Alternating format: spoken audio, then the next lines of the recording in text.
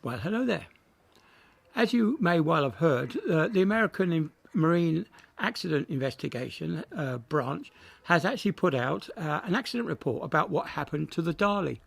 Now, there's lots of conspiracy theories going on saying that, it had lots of blackouts before, lots of electrical issues before it left port. Well, there was one issue, one accident that happened while the boat was tied up, and that was purely down to incompetence of the staff. I'm sorry to say, but it is just incompetence. They were working. The ship's engineers were working on. They used the term scrubber, but I've never come across a scrubber at sea.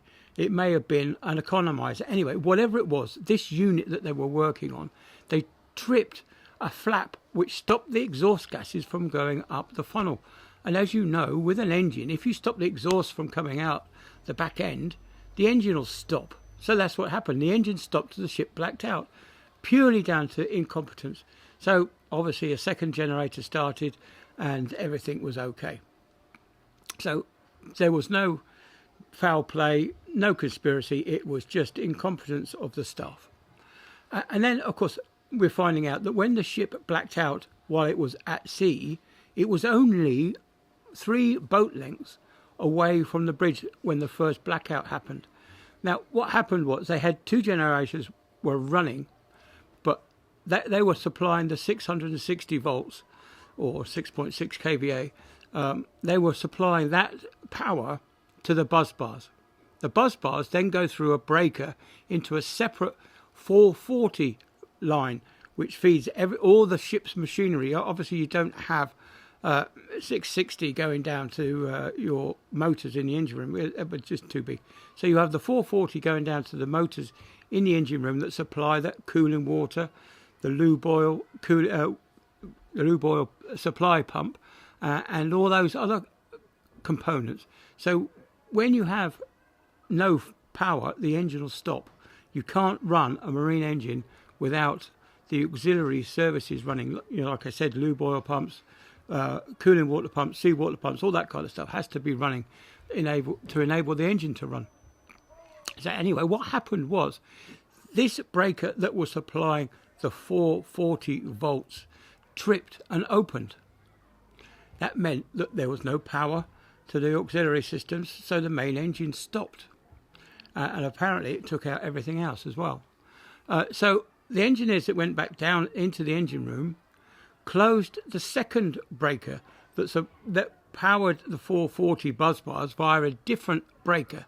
So they closed that breaker, which restored the power. When the power came back on, must have been such a big surge that it tripped that breaker as well. So this is just a series of unfortunate accidents where one breaker trips followed by another breaker trip. Now, we know this happens because on my little boat, it happened to us not so long ago. It was just a freak accident.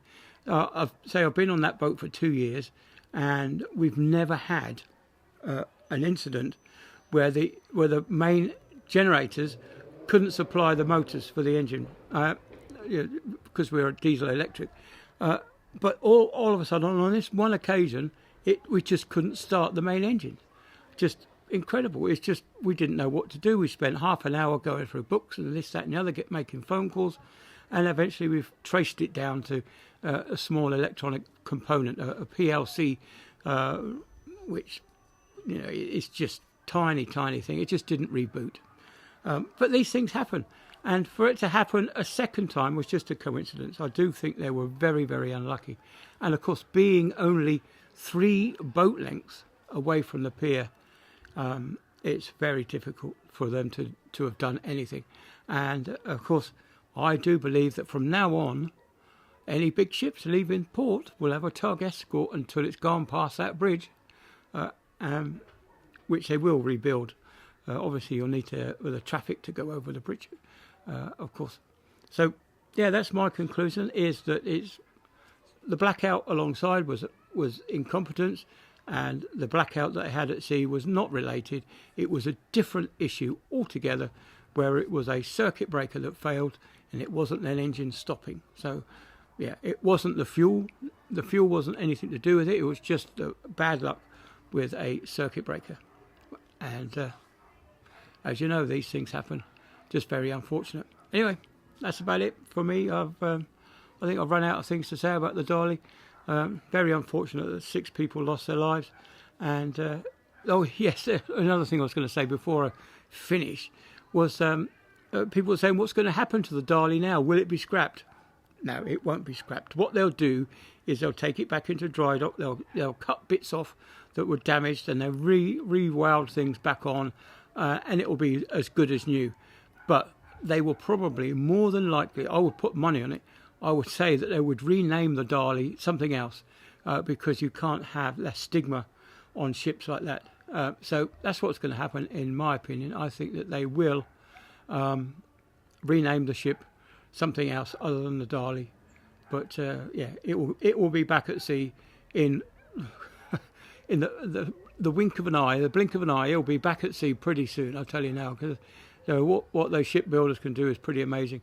And they'll cut great chunks off and they just put new stuff back on. It's easy as that. Anyway, so that's it. I'm wrapping it up now. So not going to do any more Dali videos, and just have to wait for the next disaster to come across. Okay, see you later. Bye then.